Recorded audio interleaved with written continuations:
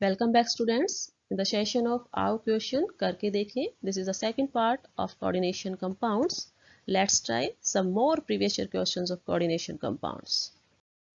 Next question है students, differentiate between primary and secondary valencies. You have to differentiate primary and secondary valencies in coordination compounds. तो students ये जो question है ये MDU 2016 के अंदर पूछा गया है, आपको primary और secondary valencies के बारे में बताना है। तो देखिए हमने वर्नर्स कोऑर्डिनेशन थ्योरी के थ्रू ये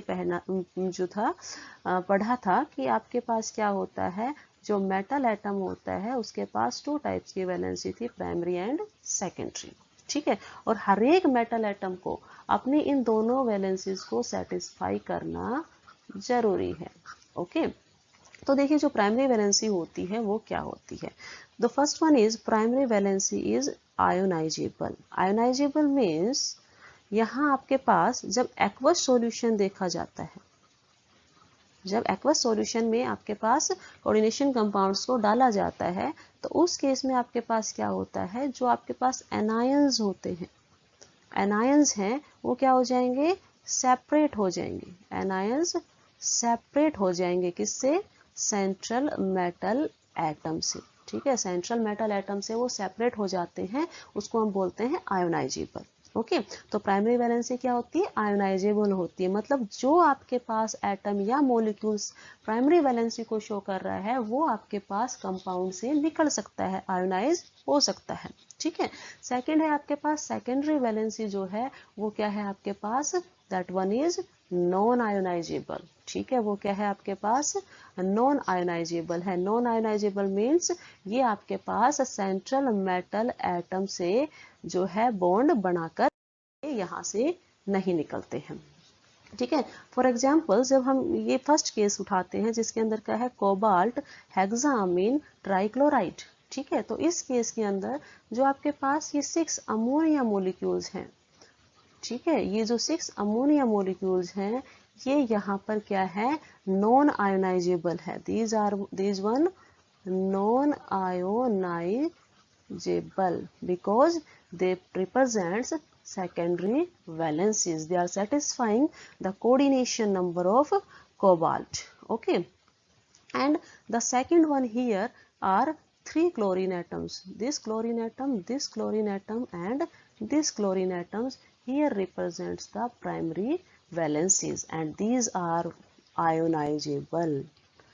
ओके, आयोनाइजेबल मीन्स इनको वाटर में डालेंगे, एक्वस सॉल्यूशन बनाएंगे तो ये क्लोरीन किसकी फॉर्म में निकल जाती है, 3Cl नेगेटिव। ओके, तो ये था प्राइमरी वैलेंसी आयोनाइजेबल होती है, सेकेंडरी वैलेंसी नॉन आयोनाइजेबल होती है।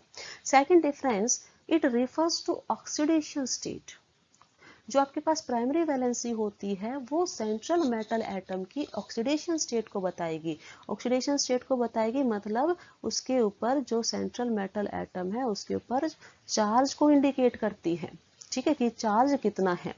और जो आपके पास सेकेंडरी वैलेंसी है वो बताती है कोऑर्डिनेशन नंबर कितना है, मतलब ये आपको बताएगी number of ligand on central metal atom. Central metal atom के ऊपर कितने लिगेंड्स लगे हुए हैं ये सेकेंडरी वैलेंसी बताती है, और सेंट्रल मेटल एटम के ऊपर चार्ज क्या है, उसका ऑक्सीडेशन स्टेट क्या है, वो क्या बताती है, primary valency. Okay, third one is the it is satisfied by negative ions. Okay, हमने कहा मेटल के ऊपर चार्ज आता है, मेटल के ऊपर चार्ज पॉजिटिव होता है। ठीक है, यदि हमें इसको सेटिस्फाई करना है तो हमें 3 नेगेटिव चार्ज जो है इसको देना पड़ेगा, मतलब ये किससे सेटिस्फाइड हुआ, एनायन से।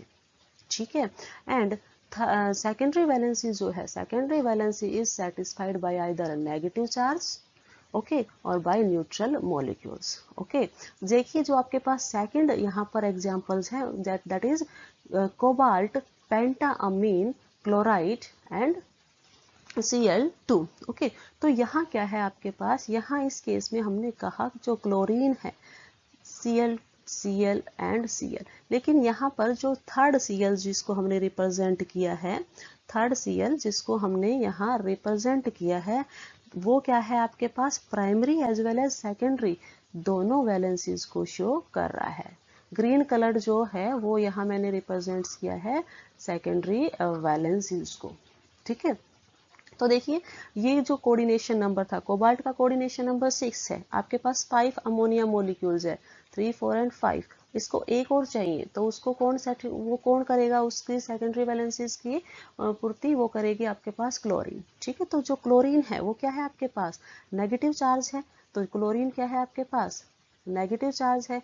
अमोनिया आपके पास क्या है, अमोनिया आपके पास क्या है, न्यूट्रल है। तो ये दोनों क्या किसको सेटिस्फाई कर रहे हैं, सेकेंडरी वैलेंसीज को, ठीक है। सेकेंडरी वैलेंसीज को सेटिस्फाई किया जाता है by the negative ions and the neutral molecules. Okay, fourth one is, यदि प्राइमरी वैलेंसीज की बात करें तो वो क्या है, नॉन डायरेक्शनल है। नॉन डायरेक्शनल है, इट मीन्स ये लिगेंड की डायरेक्शन नहीं बताएगी, लिगेंड डायरेक्शन जो है वो इस केस में नहीं बताई जाती। ओके, और जो आपके पास सेकेंडरी वैलेंसीज है वो आपको बताती है कि आपके पास लिगेंड जो है किस डायरेक्शन से आ रहा है, ठीक है, उसकी पोजीशन क्या है। यदि जो आपके पास प्राइमरी वैलेंसी नॉन डायरेक्शनल है तो इसका कोई रोल नहीं रहेगा कि आपको किसी भी मॉलिक्यूल की शेप या ज्योमेट्री आपको बता पाए, ठीक है। लेकिन सेकेंडरी वैलेंसी तो क्या थी, वो तो फिक्स थी, ठीक है, वो तो आपको डायरेक्शंस के बारे में बताती थी, दैट्स वाई ये आपको ज्योमेट्री बताएगी किसी भी कोऑर्डिनेशन कंपाउंड्स की, ठीक है स्टूडेंट्स। तो ये थे आपके पास differences between primary and secondary valencies. जब हम थर्ड जो आपके पास फिगर गिवन है उसके अंदर देखते हैं तो यहाँ देखिए जो आपके पास 2 क्लोरीन मॉलिक्यूल्स है ये भी क्या करते हैं, आपके पास सेकेंडरी वैलेंसीज को और प्राइमरी वैलेंसीज को शो करते हैं। और यहाँ जो लास्ट आपके पास फिगर है इसके अंदर तीनों के तीनों क्लोरीन जो है वो क्या करते हैं, सेकेंडरी वैलेंसी और प्राइमरी वैलेंसी दोनों को शो करते हैं। तो आप यहाँ कह सकते हो कि यदि आप फर्स्ट केस को देखो, ठीक है, तो यहाँ पर आपके पास 3 क्लोरीन आयंस जो थे वो निकल के जाएंगे, ठीक है। सेकंड केस के अंदर आपके पास 2 ही है, प्राइमरी के अंदर 2 ही डॉटेड लाइन से रिप्रेजेंट है तो 2 क्लोरीन आयंस निकल के जाएंगे। यहाँ थर्ड केस में आपके पास 1 क्लोरीन है तो 1 क्लोरीन आयंस निकल कर जाएगा। और यहाँ फोर्थ केस में आपके पास कोई आयंस निकल कर नहीं जाएगा, प्राइमरी वैलेंसी यहाँ पर क्या है, 0 है। Next question is here, describes effective atomic number. आपको इफेक्टिव एटॉमिक नंबर क्या होता है उसको एक्सप्लेन करना है। Then you have to explain what is chelates. Okay, ये क्वेश्चन जो है वो MDU 2019 एंड IGU 2019 के अंदर पूछा गया है। तो students first of all we should know that what is effective atomic number. Effective atomic number क्या होता है, ठीक है। जो इफेक्टिव एटॉमिक नंबर है वो क्या है आपके पास, sum of electrons, that is this is one the sum of electrons, SUM, this is the sum of electrons, this one is the sum of electron। Total sum होता है किसके किन किन का सम होता है, electrons on the central metal atom, कि central metal atom के ऊपर कितने इलेक्ट्रॉन्स हैं, साथ ही साथ ये क्या किसका सम होता है आपके पास कि कितने इलेक्ट्रॉन्स जो है वो लिगेंड ने मेटल को डोनेट किए हैं। देखिए हमने कहा है कि जब कोऑर्डिनेशन कंपाउंड्स होते हैं तो उसके अंदर मेटल और लिगेंड के बीच में बॉन्ड बनता है। तो जो EAN रूल है, इफेक्टिव एटॉमिक नंबर है, वो ये देखता है कि इलेक्ट्रॉन मेटल के ऊपर कितने हैं और ये जो लिगेंड है, ठीक है, ये लिगेंड यहाँ कितने इलेक्ट्रॉन डोनेट कर रहा है, ठीक है। इन दोनों का जो सम होता है वो क्या बताएगा आपके पास, इफेक्टिव एटॉमिक नंबर, ठीक है। तो जो फॉर्मूला होगा आपके पास इफेक्टिव एटॉमिक नंबर का वो क्या होगा, that is electron on the central metal atom in the complex. मतलब जो सेंट्रल मेटल एटम है आपके पास उसके ऊपर टोटल कितने इलेक्ट्रॉन्स हैं, and electrons donated by the ligands, ligand ने कितने इलेक्ट्रॉन्स सेंट्रल मेटल एटम को डोनेट किए हैं। For example if you take the case of CO NH3 6 and here charge is 3 positive. Okay, यदि आपको इसका effective atomic number find out करने के लिए बोला जाता है तो आप क्या करोगे, सबसे पहले आपको क्या करना है, आपको चार्ज डिटेक्ट करना है, ठीक है। फर्स्ट स्टेप में आप क्या करोगे, चार्ज देखोगे, या आप कह सकते हो कि आप ऑक्सीडेशन स्टेट जो है मेटल की वो फाइंड आउट करोगी। मेटल की ऑक्सीडेशन स्टेट कैसे फाइंड आउट की जाती है? मेटल की ऑक्सीडेशन स्टेट एज इट की आपको पता नहीं है तो आप उसको क्या लिखोगे? X लिखोगे, प्लस में जितने लिगेंड्स हैं, लिगेंड्स कितने हैं? 6 है, उसके ऊपर चार्ज कितना है? न्यूट्रल होता है अमोनिया, और overall complex that is overall complex के ऊपर कितना चार्ज है वो आप उसके बराबर रखोगे। ठीक है, तो आप ये फॉर्मूला लगाओगे x plus 6 plus 0 is equal to +3। तो आपके पास जो चार्ज आता है कॉम्प्लेक्स के ऊपर वो क्या आता है? +3। ओके, तो आपको ये पता चला कि यहाँ पर जो कोबाल्ट है, ठीक है, यहाँ पर जो कोबाल्ट है उसके ऊपर चार्ज कैसा है? +3। ओके, सेकेंड थिंग्स, जब आप इसका चार्ज डिटेक्ट कर लेते हो तो अब आपको क्या देखना है? Number of electrons in this central metal atom. Okay, तो जो कोबाल्ट था, ठीक है, उसका एटॉमिक नंबर आपके पास कितना होता है? 27। ठीक है, उस केस में आप बोलते हो कि 27 जो था उसका एटॉमिक नंबर है, वही उसके क्या होते हैं? नंबर ऑफ इलेक्ट्रॉन्स होते हैं। ठीक है, तो पहले ये था आपके पास, लेकिन अब क्या है? जब उसको किस पे देखा जा रहा है? कोबाल्ट +3 के अंदर ऑक्सीडेशन स्टेट उसकी क्या आई है? +3। तो अब उसके अंदर इलेक्ट्रॉन्स कितने बचे? 27 माइनस 3 दैट इज 24। तो ये इलेक्ट्रॉन्स हुए on central metal atom, central metal atom. Okay, second things हमें क्या देखनी है? हमें देखना है number of electrons donated by the ligands. ठीक है, हमें देखना है number of electrons donated by the ligand, by the ligand. यहाँ पर हमने कहा है कि आपके पास क्या है? लिगेंड कौन है? अमोनिया। अमोनिया कैसा लिगेंड है? न्यूट्रल लिगेंड है, और न्यूट्रल लिगेंड कितने इलेक्ट्रॉन डोनेट करता है? 2 इलेक्ट्रॉन्स। तो 1 अमोनिया मॉलिक्यूल्स, 1 जो आपके पास अमोनिया है वो कितने इलेक्ट्रॉन डोनेट कर रहा है? 2। आपके पास कॉम्प्लेक्स में कितने हैं?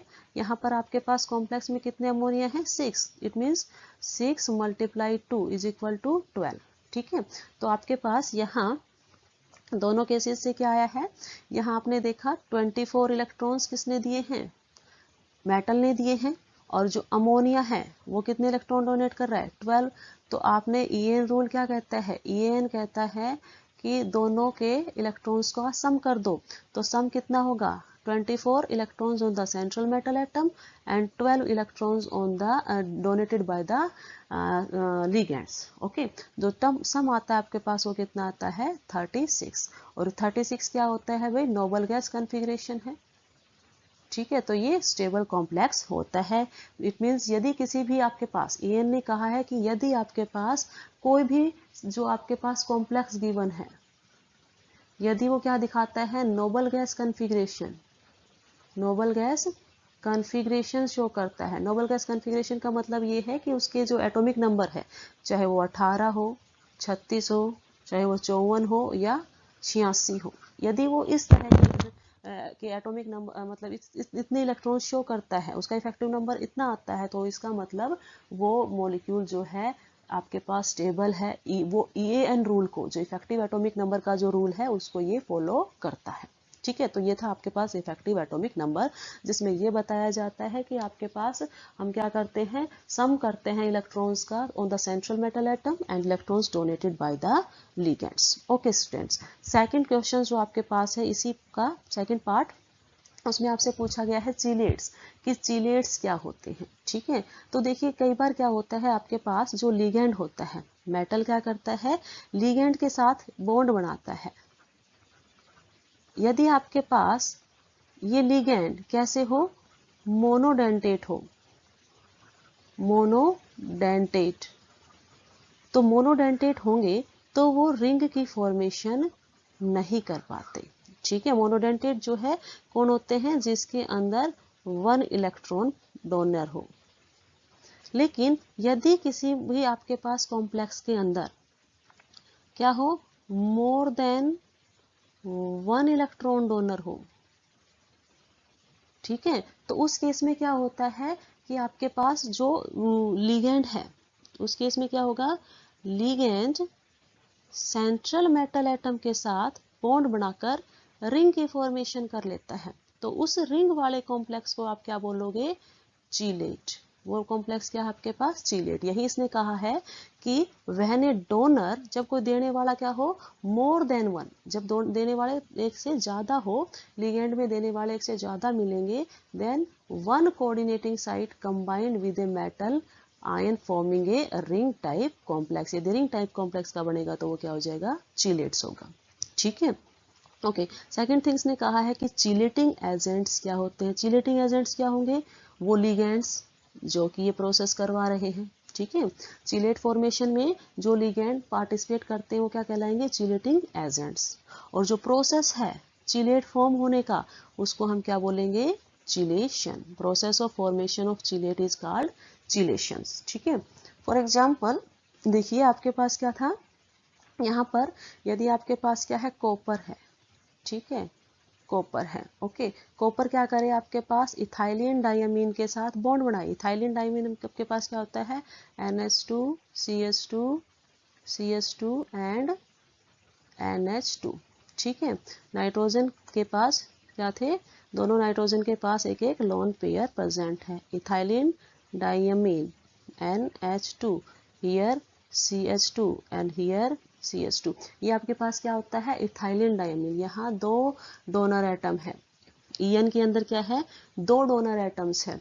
तो ये दोनों डोनर एटम्स क्या करेंगे, कोऑर्डिनेट बॉन्ड की फॉर्मेशन करें और क्या बना ले, एक रिंग बना ले। यहाँ पे ये क्या बना रहे हैं, एक रिंग की फॉर्मेशन कर रहे हैं। इस तरह से 5 मेंबर्स रिंग की फॉर्मेशंस यहाँ पे यदि ये करते हैं तो ये क्या कहलाएगा, ये कॉम्प्लेक्स कहलाएगा चीलेट। क्या कहलाएगा, चीलेट। This one is the चीलेट। ये था आपके पास इफेक्टिव एटॉमिक नंबर एंड चीलेट्स के बारे में। क्वेश्चन MDU 2019 के अंदर पूछा गया।